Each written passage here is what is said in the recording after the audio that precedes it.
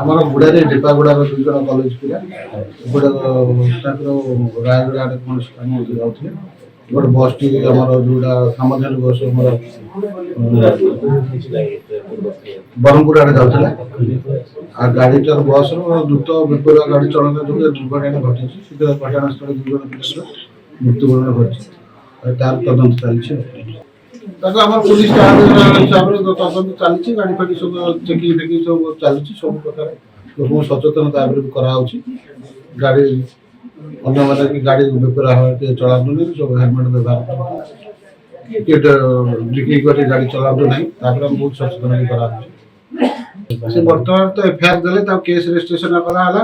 ବର୍ତ୍ତମାନ case registration ହେଲା ପରେ 2ଟି ମୃତ ଶରୀରକୁ ଆମେ ବର୍ତ୍ତମାନ ଗୁଣପୁର ମରଗ ହାଉସକୁ